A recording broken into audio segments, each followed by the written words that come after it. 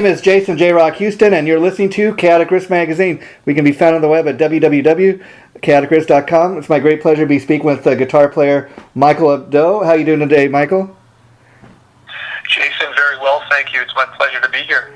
Now, I guess the very first place we should start is I see that of lately you've been touring with a touring member of Fates Warning. I was kind of curious if you could talk a little bit about what's your current status with the band. Sure, yeah. I've been touring with Fates Warning since 2013, and I did all of the tours for The Darkness in a Different Light release, and all of the tours for Spears of Flight thus far. And, you know, status in the band, I'm a touring guitar player. Okay. You know, we're all very close. It's great, you know. That's great. Status would be Okay. So you're pretty much just a touring member, but that's great. And how did you hook up with those guys? I mean, did you know them for a few years, or? No. So prior to hooking up with the band, I didn't know any of them. Oh wow. Okay. But yeah. What happened was, you know, I guess they needed obviously they needed a guitar player, and I was recommended by some mutual friends of ours, and then I auditioned, and it worked out. And how great was that? I mean, talk a little bit about. I mean, that must have been quite the shock. But one day you get this call that Fates Warning wants you to come down to audition. I mean, that must have been quite a great feeling. Yeah. It was interesting because my friend who was kind of the go-between, Jeremy Saffer, famous photographer. He was speaking with Jim, and then he contacted me. Jeremy did, because he had my contact information. Yeah. So when he was talking with me, I was like, really? The Fates Warning? Really? Yeah. You know? So. And were you a fan? So were you a fan of the bands prior to playing with them, or did you have to go and learn some of the material for your audition? Well, yeah. So I was definitely a fan. In the '90s prog, and well into the 2000s, I'm pretty much into all that stuff. Oh, okay, or at least at one point. Yeah. So, as far as knowing the songs, I didn't know how to play any of them, so I had to learn how to play them. That's great. That's Yeah. great. And so, how surprised were you when you got the call? They said you're the guy that we want to come out and you got the gig. We want you to come out and tour with us. Well, yeah. I mean, I was surprised. I was just more nervous than anything. Yeah. I was super nervous. Just trying to be cool. And, so I imagine at that point that those were probably the biggest audiences you'd ever played to. Is that correct?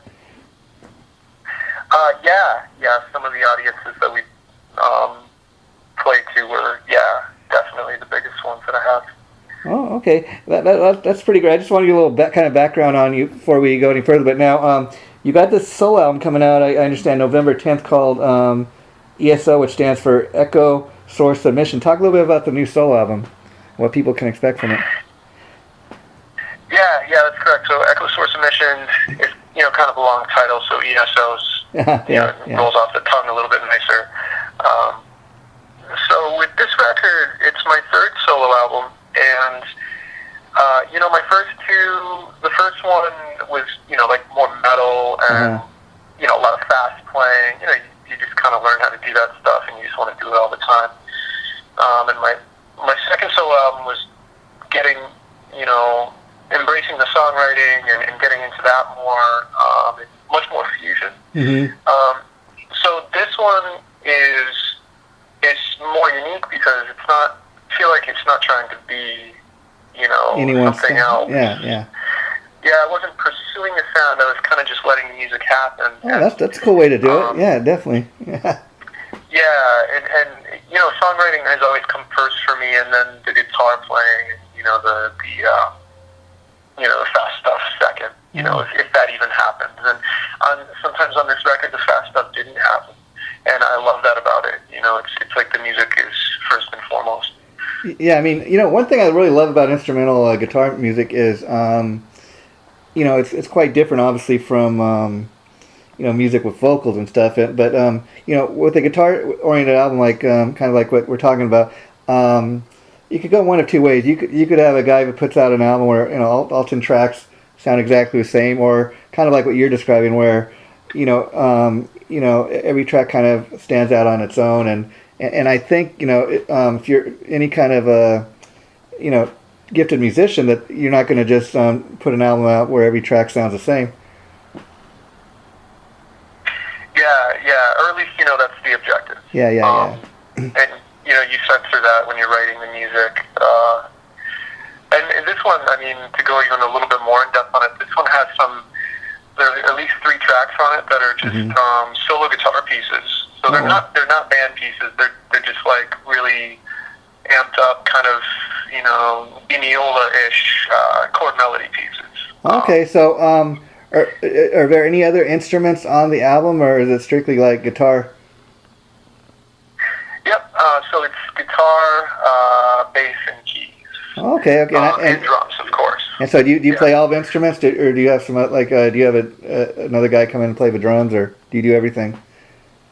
No, that's exactly right. I had a drummer, a friend of mine, Mike Lamagna, who played on the first 2 solo records that I did.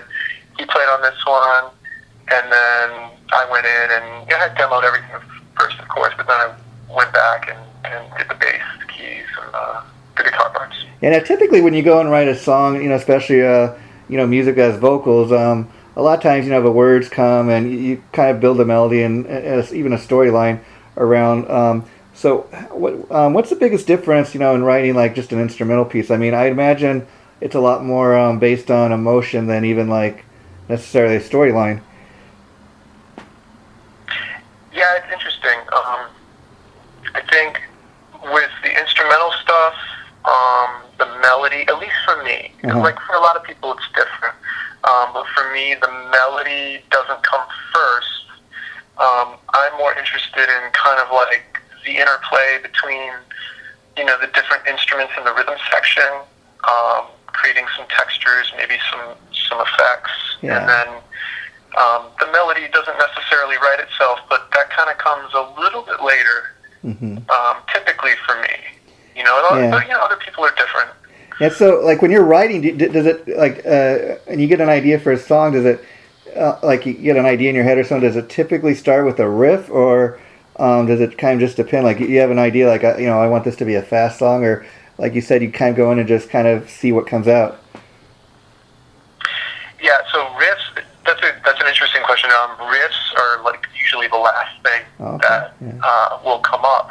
So usually, for me, it's like a rhythm, and that could be confused with the riff, but it's more like a rhythmic idea, with drums and bass. Or sometimes it could be just a chord progression that I want to kind of like, embrace and kind of twist and turn.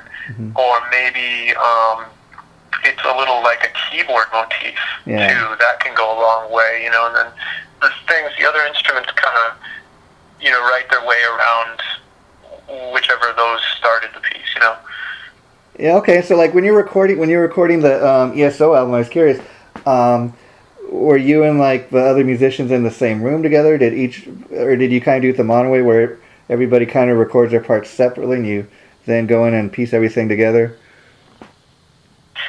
Yeah, so because of the studio I have, we could record like up to maybe 3 people simultaneously, but it's just me and the drummer. So, I'm forced to do a bunch of layers. So he'll track drums, I'll track his drums with him to the demos, and then I'll go back in and start layering my parts over the top of it. Okay, and then so you play the bass parts as well? Yep. Oh, that's great. So, because you're talking to a guy who's not really a musician, I'm just kind of more of a music fan, but would you say it's a lot different playing the bass than a guitar? I mean, they're both guitar like style instruments, but a lot of people think, okay, a bass just has 4 strings and a guitar has 6. Or is there a little more to it than that? Yeah, there's definitely more to it, and I think it depends on the style of music you're playing. In some forms of rock music, the bass can just follow the guitar around, and provide low end. But I mean, like if you listen, which obviously you're familiar with Fate's Warning. I mean, if you listen to that stuff, I mean, it's a perfect example of how the bass like just brings its own dimension to all the songs. You know, that's a different way of thinking. It's not like a riffing thing. So you're thinking differently, but also it's just a much more, I found, a physical instrument because the strings are bigger. And you have to really, you have to play. You know, if you're using your fingers, it's a very different technique than anything you do with guitar. And then if you're slapping and popping and doing that stuff, it's really interesting. It's so different than guitar, in a sense. Yeah. And so, like, when you're obviously got this great song coming out, but I was curious, like, what's the biggest difference for you, like, when you go in the studio and you're recording your own music versus, like, let's say doing a show with Fate's Warning, and you're not the only guitar player in the band. You're like, do you prefer, if you had a preference, do you prefer to being the only guitar player, or do you like having another guitar player in the band?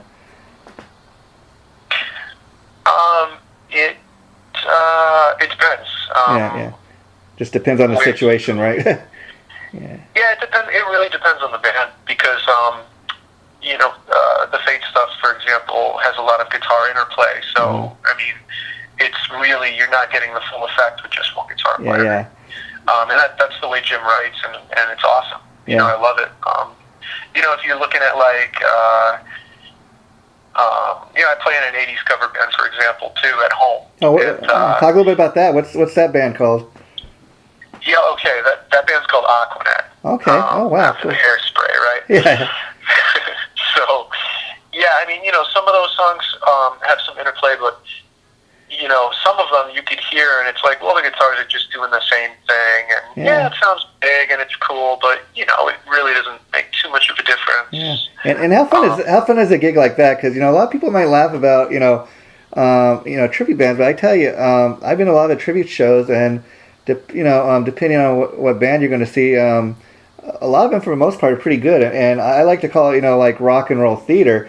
And I haven't really heard your band, but based on Aquanet, I'm kind of guessing you guys kind of do like an 80s show and different 80s type of cover tunes. So I think that's a pretty cool thing, a little different, because even though you're doing covers, like somebody, you might be taking somebody back to, say, first time they heard Welcome to the Jungle or something like that on the radio for the very first time they seen Guns N' Roses in concert. So it's kind of a fun thing too.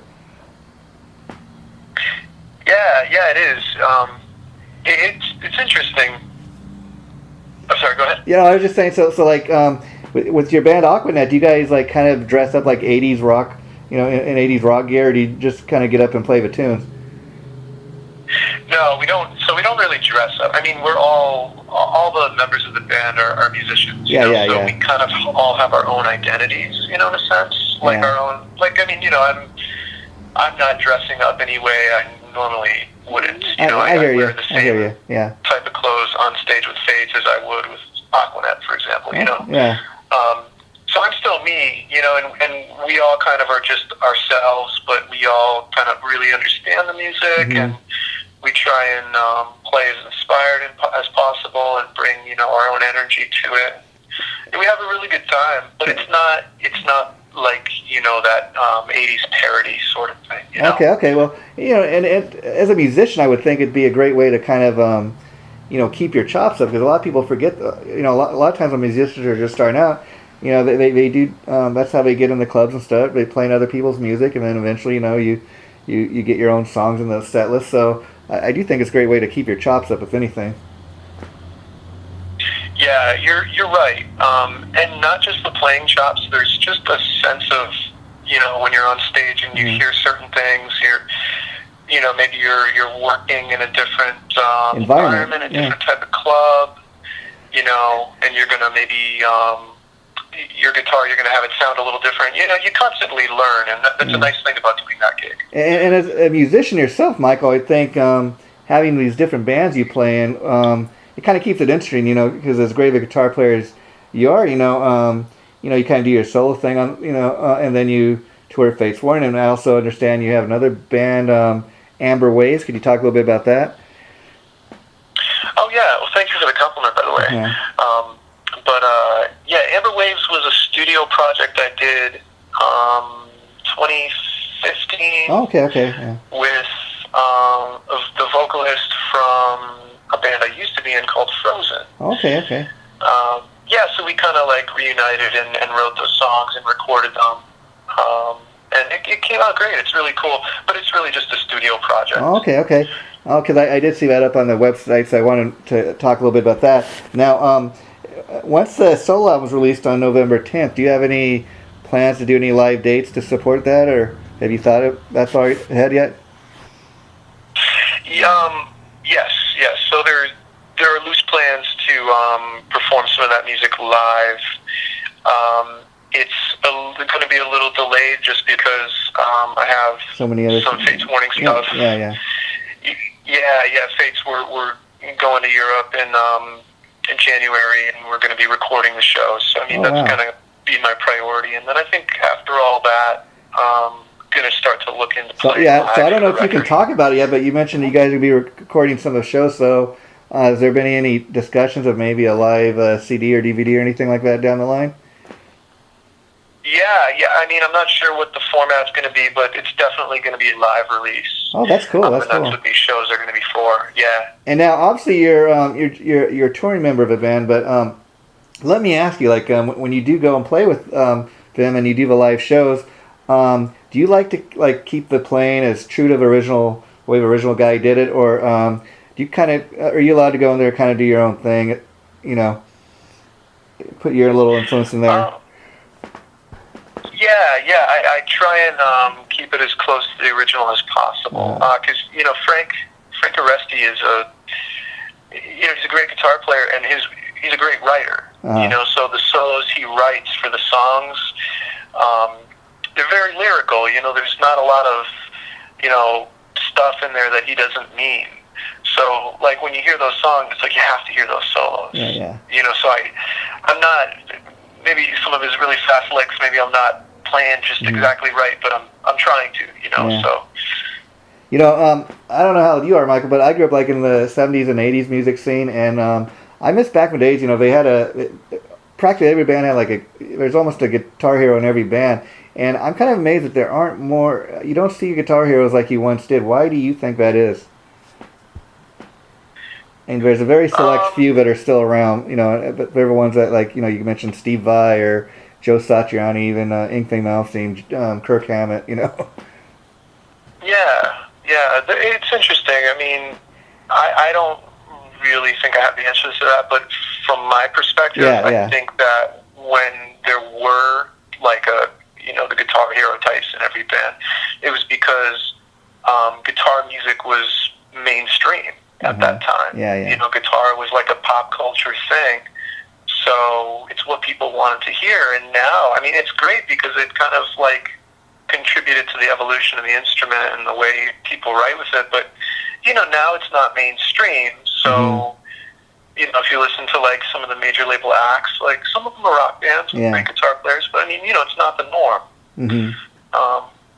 And that's just my opinion. I don't. You don't know. I'm not a very educated one. Yeah. I mean, it's funny. A lot of people find their music these days, on the internet. I mean, it's a very sad thing. I mean, when I was growing up too back in the 80s, they had all these great rock mags and stuff. I mean, probably the only thing we really have on, out there right now is Classic Rock Magazine, Kerrang. They have probably what I read most is Guitar World magazine. People really find stuff, on the internet these days, and I'm kind of interested. That's why I love talking to guys like you, Michael, because I respect the guys that continue to put new music out there. But there's some bands that just, and you can understand it because the music industry being what it is, music isn't selling like it once was, and but I dig people that continue to put out physical CDs and that. So when your solo CD comes out on November 10th, will people be able to get physical copies? Yes, absolutely. In fact, that'll be the first format. It's a self-release. Okay. So that'll be the first format available. From what I understand, some of the digital services, it will be available digitally. But the turnaround on those things, maybe, the availability won't be immediate. But I will have CDs available immediately for all the pre-orders, and it'll always be available first and foremost on CD. And so probably the best way initially for people to get the CD or to even pre-order it now would be to go to your official site or your Facebook page, and you can order it off of those sites. Yeah, exactly. My .com, michaelabdow.com. There's a link there to my online store. It can be pre-ordered. Okay. Yeah, that's the best way to get it for sure. And then I was kind of curious, how old were you when you first started playing the guitar? I was 13. Oh wow! Did you take lessons, or would you say you're more of a self-taught guy? No, I always took lessons. That's good. Yeah. And for me, it was good. I feel like I was the kind of kid who needed lessons. Some people can self-teach. They teach themselves and they Yeah, I think it just depends on the person. It's kind of amazing. I mean, you look at a guy like Eddie Van Halen. Look at what that guy can do, and yet I think most people will be amazed to learn that the guy cannot read a lick of music, but look at what he can do. So it just kind of depends. And who were the guys that really were influences on you when you were growing up? Guitar guys? Yeah, as far as your guitar heroes, I guess the guys that you kind of watched and said, "Oh boy, that's what I want to do." Okay, yeah.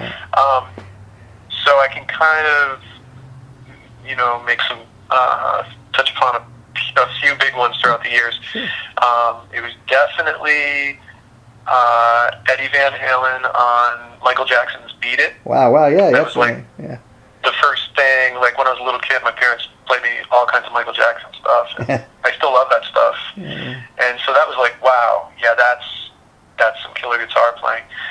And then teenage years, listening to Metallica, and then I think the one that kind of pushed me into the prog realm was Dream Theater. Oh, yeah, naturally, yeah. Yeah, and then I discovered all these other, I discovered Fates Warning, all the other bands that kind of were, blossoming at that time. And now let me ask you, in regards to Metallica, how do you feel towards their Black album? Fans either go one of two ways, where they really, really hate it and they think, okay, the band sold out, or they just really, really dig it. I don't know. It's a great record. I don't think you can deny that. I don't think anybody can deny that. To me, I personally love the songs. A lot of people, they may claim, you listen to the first three Metallica albums, they're really, really heavy. And then the band kind of on that album kind of just, maybe they wanted to, go for more of a commercial element. But you can't deny, like you said, the songs are great. And if the songs are great, then, you got to at least give it a listen. Yeah. It was a massive album in rock history, So whether or not, it's not my favorite Metallica record, but there's no denying it. It's awesome. Yeah. So what would be your favorite Metallica album? Can you pick one? Probably the two very different ones, Master of Puppets and then Load. Wow. Believe it or not. Wow, that's interesting. But yeah, see, again, Load gets a little overlooked. Say you put that up against, say, Master of Puppets. People are like, oh, Master of Puppets, it's a classic. But I kind of dig it all. You know what I mean? I listen to everything from White Snake and Deep Purple to Aerosmith and the Eagles, and so to me, if it's good music, it's good music. You just gotta judge for let your ears be the judge, so to speak. Mm-hmm. Yeah, I agree. And if you, I know a lot of guitar players, oftentimes will give guitar lessons to other people. Have you ever done that? Oh yeah, absolutely. I do it currently during the week. Oh, do you do it online, or do you have people come to your studio and take lessons? No, so I actually I teach at my friend's lesson studio. Wow, that's great. Yeah, locally, and it's not like this thing where I teach a bunch of advanced students or anything. Most of my students are between the ages of 8 and 12. Wow. And they're super good kids, and they're just learning how to play, and it's it's fun. And It's fun so working what's with that them. like teaching younger kids as opposed to somebody that's been playing for a number of years? I mean, I would think it'd be kind of interesting because, like you said, they're just learning. And like, do you ever have these kids come to you and like, oh, I want to learn how to play, Eruption or Surfing with the Alien or whatever the case may be? Yeah, yeah. Sometimes you get some of the older students, and they do well, and they're, they have specific goals, and you can help them with those. But it's definitely, I think, I don't know if I like it more or less, but I think it's easier to teach the young kids because they want to learn how more. to play music. Yeah, but I think it'd be that they'd want to learn more. They're not so stuck in, they're more willing, their minds more open to what you're saying, as opposed to what they want to learn. Or Yeah, exactly. Yeah, that's exactly it. They're kind of an open book, and you can teach them how to read music, and you can get all the mechanics going correctly so that they have all the tools going in the right direction. Sometimes when you get the older students, as fun as those lessons are, maybe they have some bad habits, or they're a little reluctant to do certain things that they should be doing, or whatever. And the younger kids, they just kind of go for it, and they have this blissful ignorance, and they do really well because of it. Yeah. And so when you're teaching these kids, like I'd imagine at some point you tell them like, oh, check out my album or whatever. So what do some of them think of your music?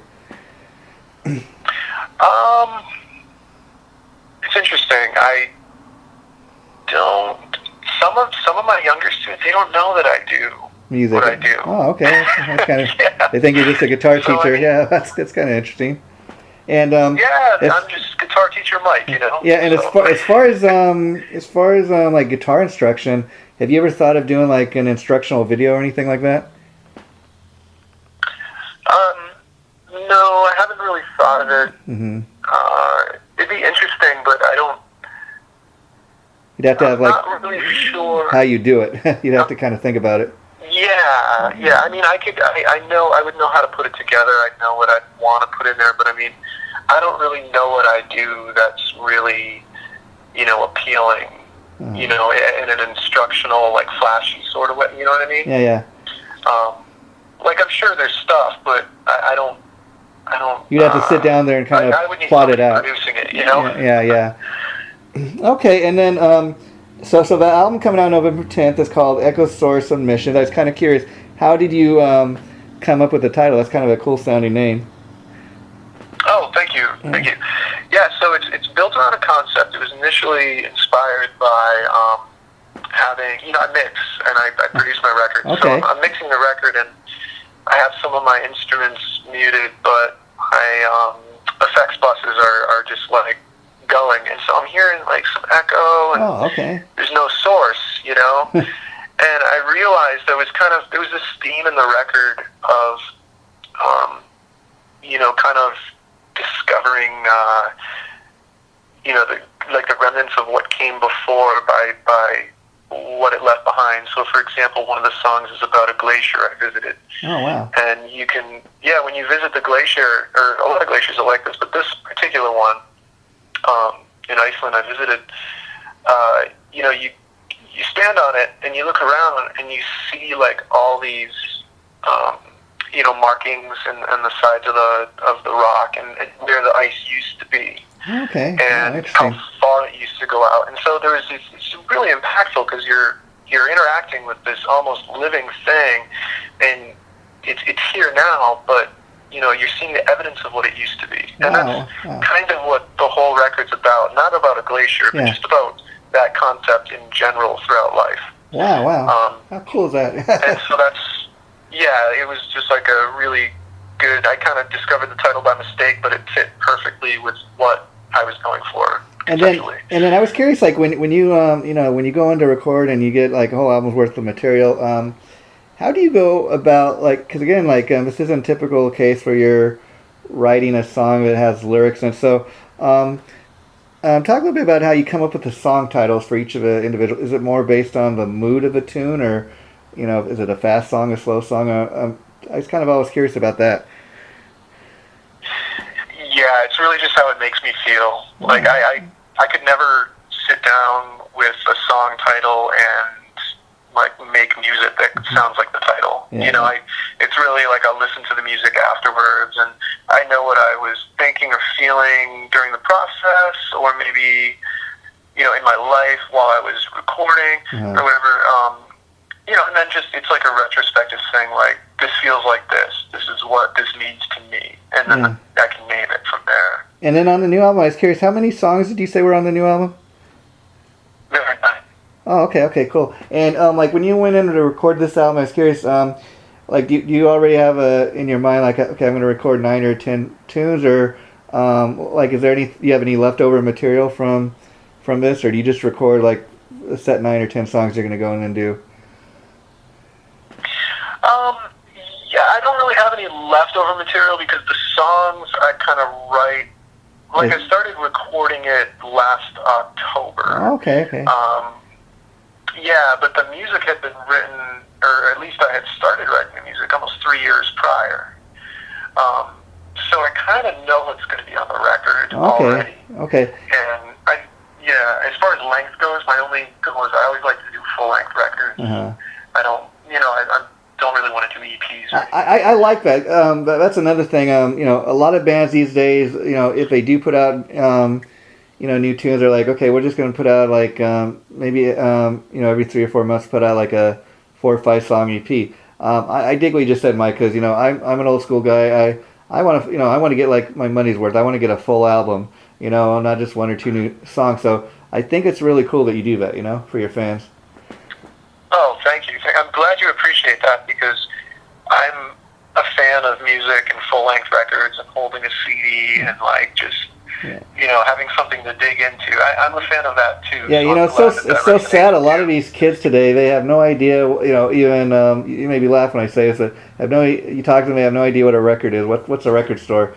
I mean, outside of like some other states, but like in California where I live, hardly is any record stores outside of like Best Buy. You have to go buy all your your CDs and that on Amazon. But like I said, if you're a big enough fan of a particular artist, if you have to get it through their website or whatever, that's what I'm into doing. But because I'm really into supporting bands and musicians that I dig, and I think it's sad that as great as technology is, that you really can't go down. There's not too many record stores anymore.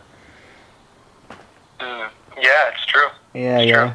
Well, Mike, I really enjoyed talking to you. I'd like to maybe do a follow-up interview, like maybe in a couple months down the line once I've had a chance to get the CD and hear it. But as far as people, are your other 2 solo CDs still in print? Can people still purchase those? Yep, they can. If people are interested, they can find my website, michaelabdow.com, and there's a link from there to my online store, and I have the first 2 solo records. The Amber Waves record that you had mentioned. Okay. ESO for pre-order, and like an older record from one of the very first bands I was in is available there too. Okay, and are you currently working on any other projects you want to let people know of, or we pretty much covered everything today? Yeah, nothing that's being materialized yet, but there's always something in the works. Well, Mike, once again, thanks for taking time to talk to me. I really appreciate it, and once I know when the interview's going to go up, I'll be sure to let you know, and you're free to post it on any of your sites at that point if you want to do that. Feel free to reach out to me anytime you have anything to promote. I'd love to do it again, because it's great talking to you. Oh, that's awesome. Thank you so much, Jason. I appreciate it. Take care, my friend. Bye-bye.